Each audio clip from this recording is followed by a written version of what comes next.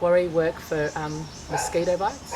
Well, I just got a mosquito bite and I went inside with my hot spoon and I hot spooned my mosquito bite. But the mosquitoes are different over here. They're actually driving Boeing 747s. They're huge animals. Like, them, seriously, they have their own goddamn gymnasiums. It's just crazy. But I'm anti-mozzied.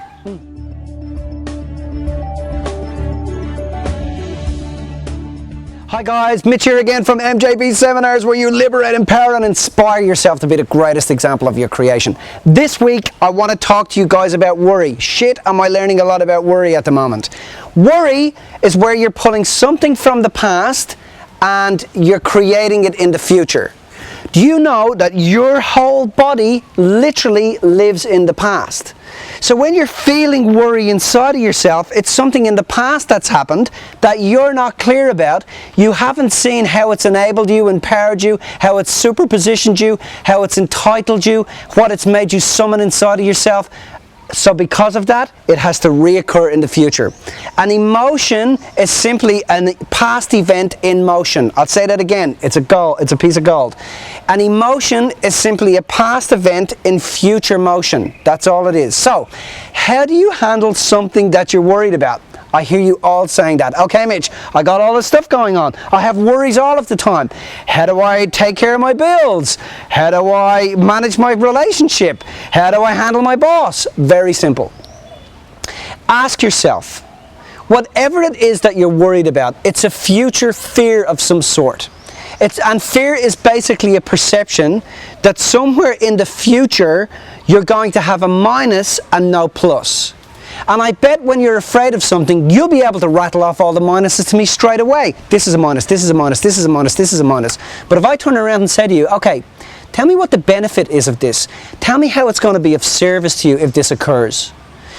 As long as you're able to account for the blessings and the benefits, then the event becomes null and void. Think about what I just said there. As long as you're able to account for the benefits and the blessings to your life, then the event doesn't actually need to happen.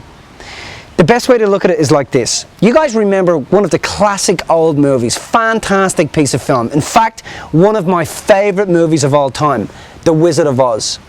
Do you know that if Dorothy had have realized, because remember she gets to the end of the movie and she wakes up in the bedroom and everything seems the same, but absolutely nothing is the same. Dorothy is completely awake, she's an open heart, she's courageous and she's intelligent.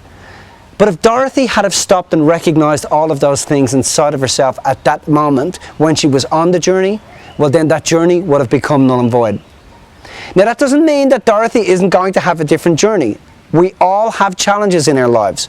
The question is how we handle the challenges in our lives. What do you do when you get a challenge? Do you act like the past, primitively, kick and scream and yell and give out? Or do you stop and act intelligently? Do you stop and sit down and say, how is this of service to me? What is it teaching me? What is it giving me? This week in the comment section, I want you to do something really cool for me.